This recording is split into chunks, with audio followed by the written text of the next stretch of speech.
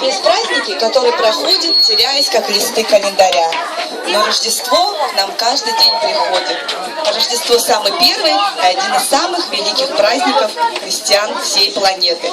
Без Рождества не было бы Голгофы, прощения и любви.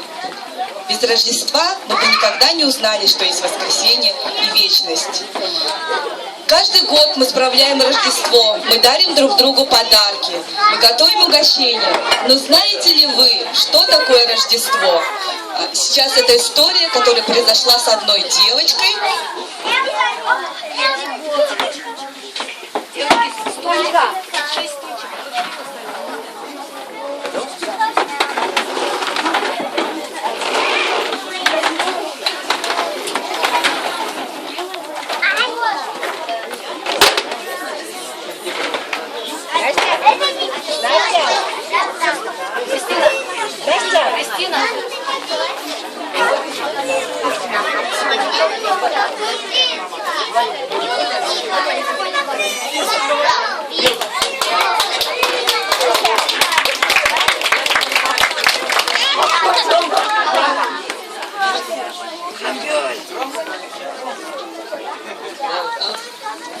Наконец-то этот день пришел.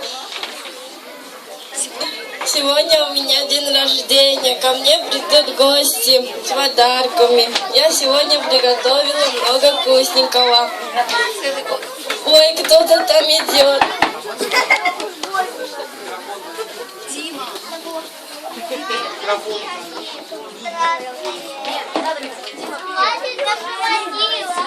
Дима, привет.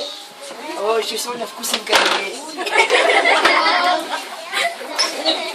Сегодня у меня день рождения. Поздравляй меня. Привет, Николь.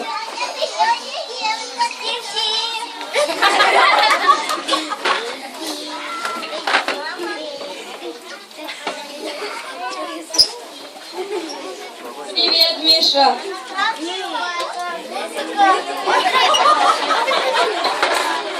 Где подарок? Привет, Женя.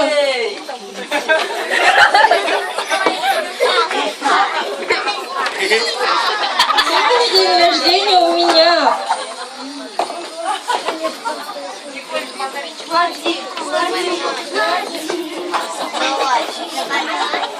Привет, Владик.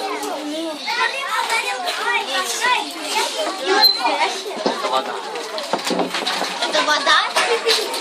Серьезно? Сегодня у меня день рождения. Поздравляйте меня.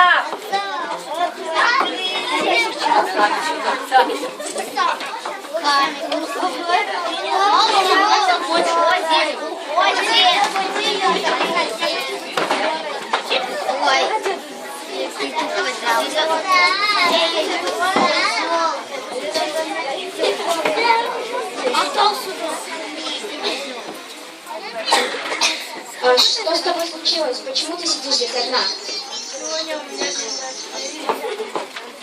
Сегодня у меня день